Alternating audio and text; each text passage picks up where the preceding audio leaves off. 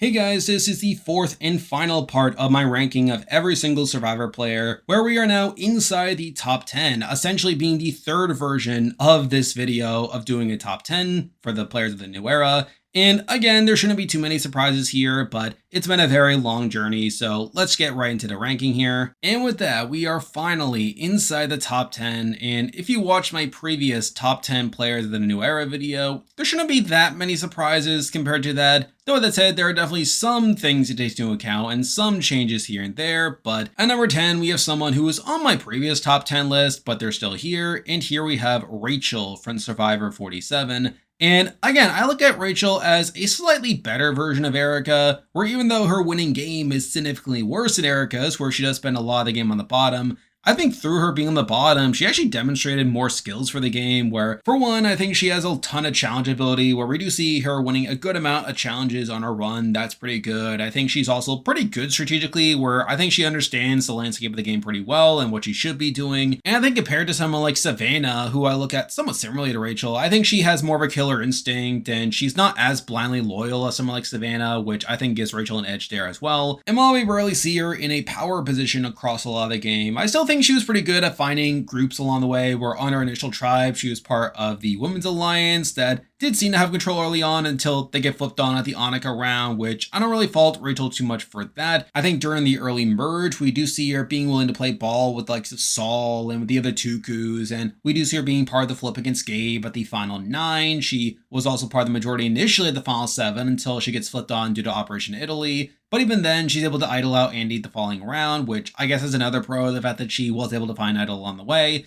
And again, I think while Rachel is someone who doesn't really dominate the game at all, really, and is on the bottom for so much of it, I think she just demonstrates so much skills for the game to where I feel like on any given season, I would actually have a decent amount of confidence in Rachel to do pretty well. And I think it's for that reason that I still have her here at number 10. Now moving on to number 9, and we have another person who was on the original top 10, was actually on both of my top 10 lists previously, though this person has continually gone down as more people have gotten added over time. But at number 9, we do have Jesse from Survivor 43. And again, I think Jesse plays a very dominant game on 43, where he alongside Cody essentially run the game from beginning to end. And I think Jesse's someone who is very good both socially and strategically, where I think strategically he's someone who very much has a killer instinct, where we do see him flipping against Cody at the final 6. And I think beyond that, you have him orchestrating the Noelle blindside. He's able to really build a final 3 with Cody and Gabler as well, being able to build inroads with the Cocos at the early merge. And again, I think there's just so many points in the season where Jesse's clearly the one in the driver's seat there,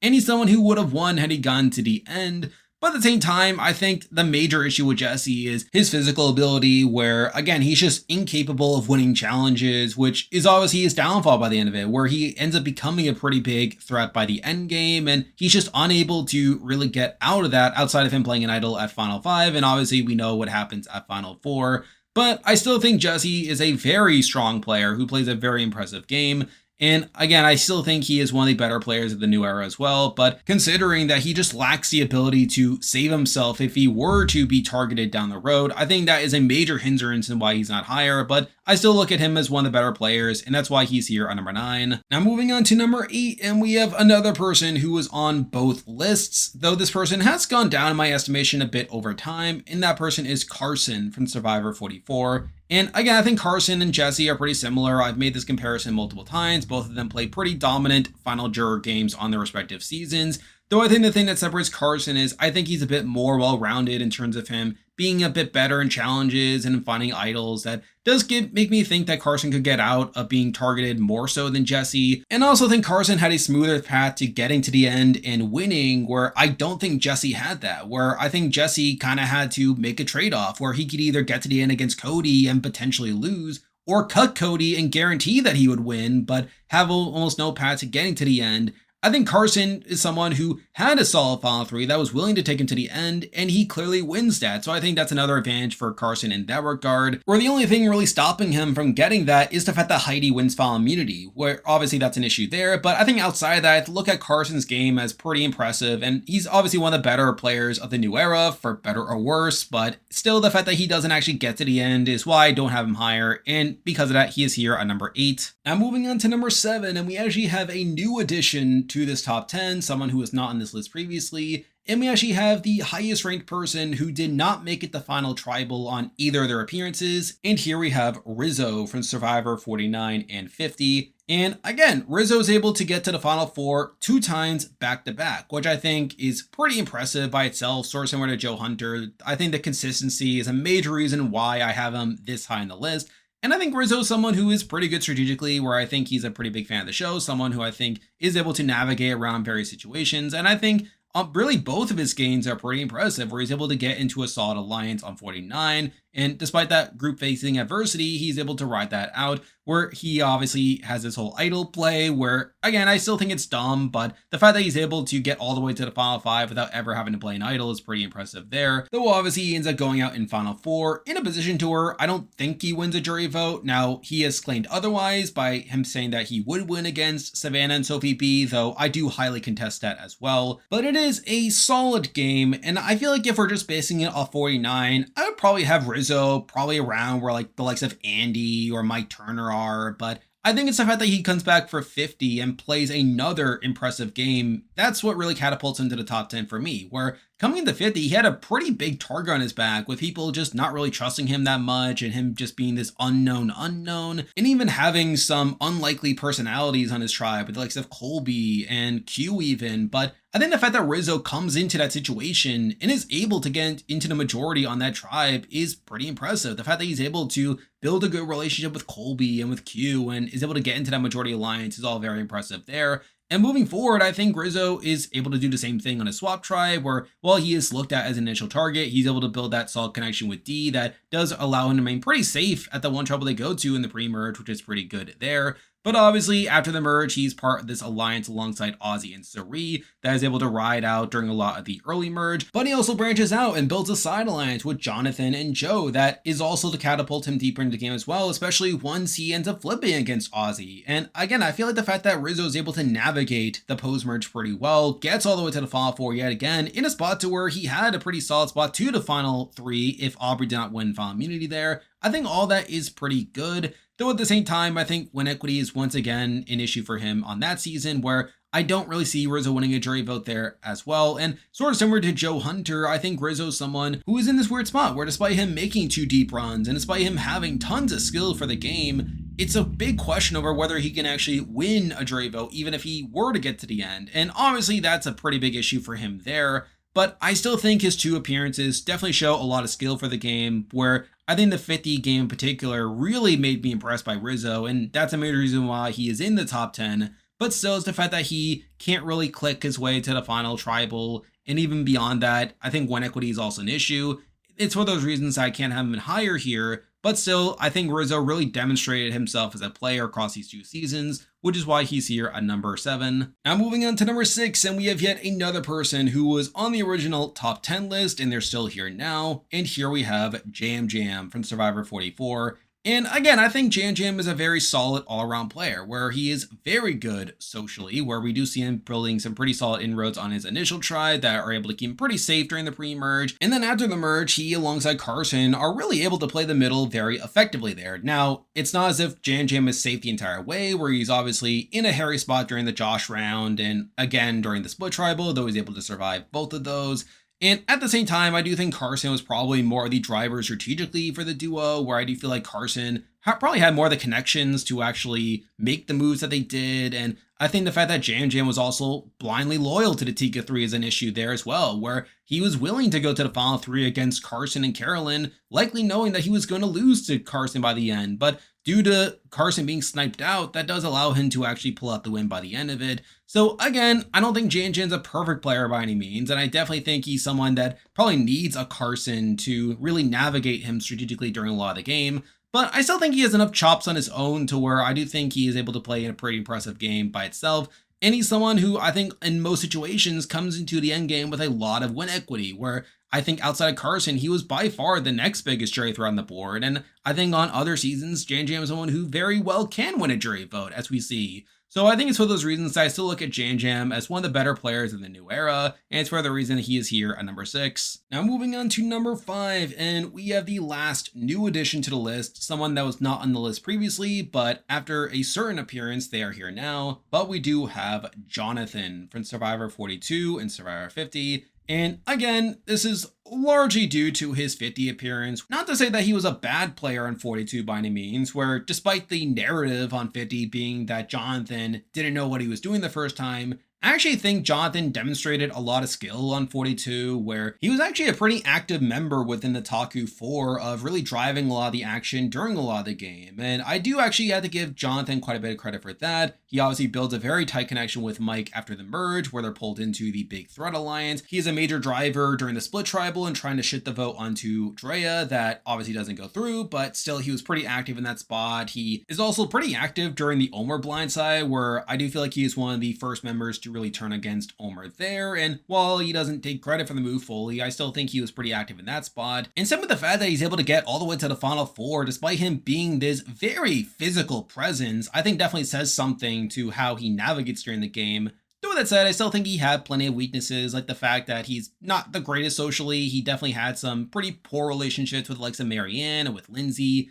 And also the fact that he had no win equity in that season, where even if he had one fire, he just doesn't win a jury vote there. So again, not the greatest, but still pretty good player. But obviously the major reason he's in the top 10 is because of 50, where I do feel like he plays a fairly impressive game in that season, being part of the majority for a decent amount of it. He was obviously able to replicate a lot of the skills that I saw from him on 42 and is able to improve upon his game in that regard. He built a pretty solid alliance with Rizzo and Joe that's able to get him through a lot of that post-merge there. And yes, while he does definitely lose numbers along the way, where he obviously loses the likes of Coach pretty early in the merge, that's obviously not great, I still think Jonathan was able to play another pretty impressive game and really get to highlight some of the strengths that he had from even his original season. But at the same time, I think he also demonstrates a lot of the downsides as well, like, again, the way he treats certain people, and obviously his win equity not being the greatest, again, either. And I think similar to Rizzo and with Joe, I think there's this question over whether he can actually win the game in really any scenario. But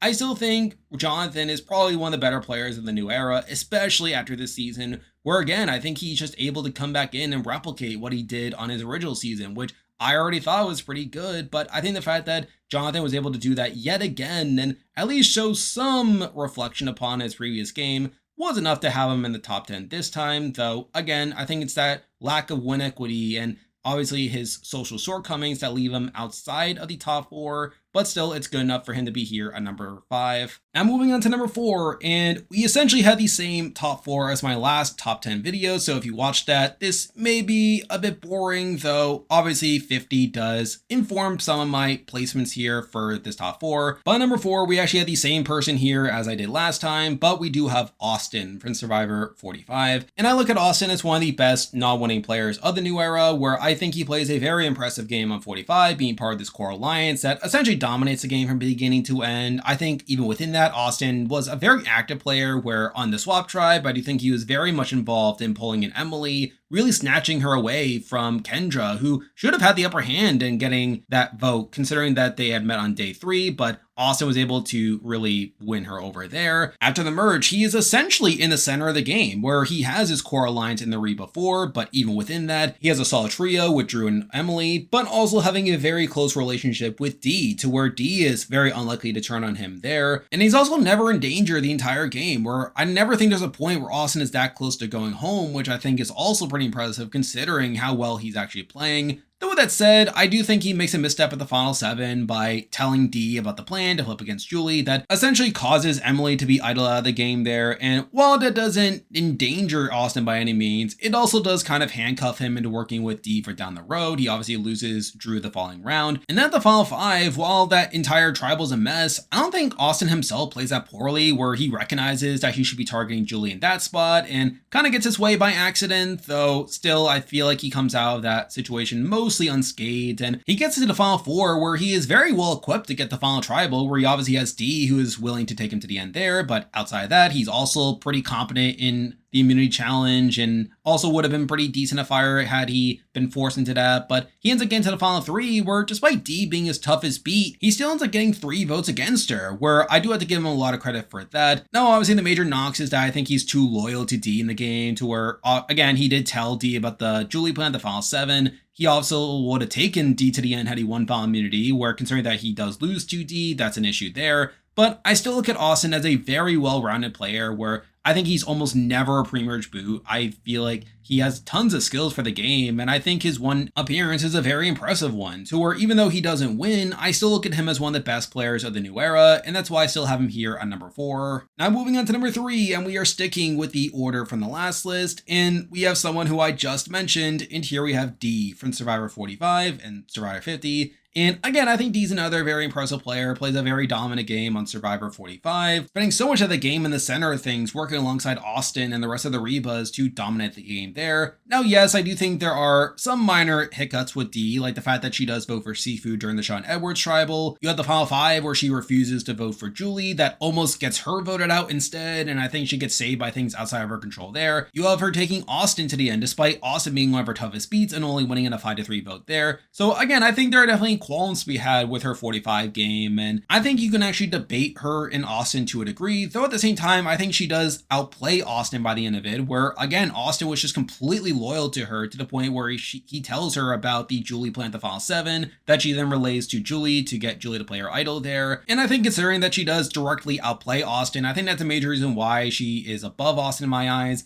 And I think on 50, while her game doesn't go the greatest there, where I do think she makes a bit of a misstep by siding with Rizzo over Charlie, that does eventually result in her being taken out at the merge, I still think the fact that D even got to that point in the game is pretty impressive, where again, she was one of the biggest targets on the board coming into that season, and the fact that she was able to still find a majority alliance on her starting tribe and her swap tribe does at least say something about her as a player. And really, I think 50 just affirmed everything I felt about D even before the season with her as a player, to where I don't think it really does much to lower my view of D as a player, but at the same time, not really enough to elevate her inside the top 2, but still, I look at D as one of the better players in the new era as well, which is why she's here at number 3. Now moving on to number 2, and we had the same top 2 as the last top 10, though after seeing 50 and after doing some reflection, I actually decided to change the order here compared to last time. By number 2, I do have Charlie from Survivor 46 and Survivor 50. Now I do think 50 was not the greatest showing for Charlie, where he ends up being a pre-merge boot, never survives a tribal, gets voted out in a spot to where he probably should not have, and I think he gets outplayed by Rizzo in that regard. And obviously those things aren't great.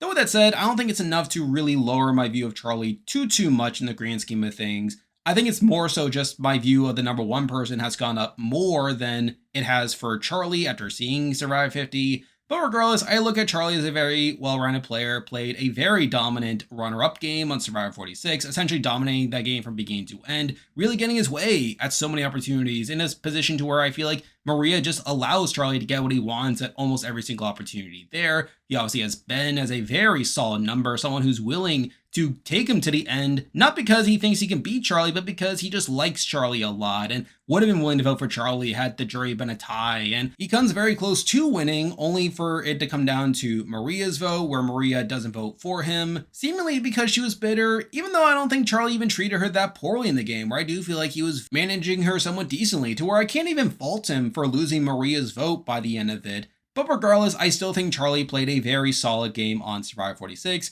And obviously, while 50 didn't go that well for him, I think obviously you had the target on his back coming to the season and just a lot of weird circumstances there. But I would say that on any given season, I would have a lot of confidence in Charlie to do very well there. And I do feel like Charlie is someone that has plenty of skills for the game, to where I do feel like he's pretty good at each aspect of the game. And I think with him also playing a very solid game in his own right, that is why I still have him in the top 10 for me. But obviously, I do feel like my view of the number 1 person has gone up more than Charlie after 50, to where I do have him here at number 2. And now, at number 1, the best player of the new era of Survivor to me is Kyle from Survivor 48 and Survivor 50. And again, I think my view of Kyle has gone up over time, where I was already very high on him as a player during 48, where obviously he's a very well-rounded player, being good at every aspect of the game, and I do feel like he plays a very solid winning game on 48, where while he wasn't the most dominant player in that season, where I feel like Joe was more out in front, I think he manages Joe and Eva very well, to where they're willing to take him towards the end of the game, and I do feel like that's pretty good there. And also him recognizing that he could beat Joe is also a massive pro to him in that regard. Though beyond that, he does spend a lot of the early game working alongside David on the original Siva. That puts him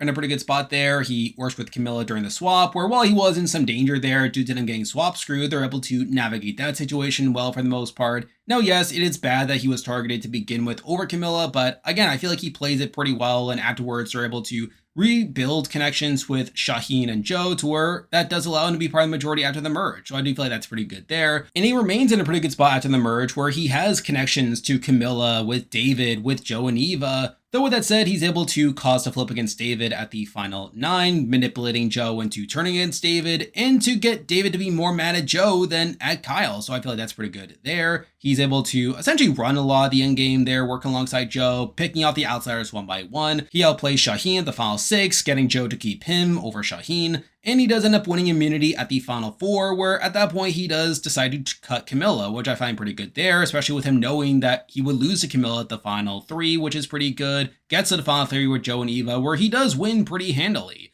So I do look at Kyle as already a pretty impressive player based solely off his 48 game. And I think my view of Kyle has definitely gone up in the year since watching 48, which is pretty good. And I think the thing that also helps him is 50. Now, obviously, he is taken out very early in Survivor 50 due to him getting medevac. But despite that, I still think Kyle played decently for the short time that he was there, where while he did come into the season with a pretty big target on his back, with him being a former winner and with him also having Joe and Camilla on the cast, these people that he was associated with, he was still able to get into the initial majority on his tribe, building pretty solid connections with the likes of Genevieve, with Colby, with Q, with Rizzo even. And I feel like Kyle was able to sell himself up pretty well in that starting tribe. And had he been able to stay in the game, I am inclined to think that Kyle would have been able to play impressively for a bit. Now, obviously, we'll never know, considering that they do swap pretty early and considering that a lot of his original tribe gets picked off in the pre-merge. Who really knows what would have happened? But regardless, I still think Kyle is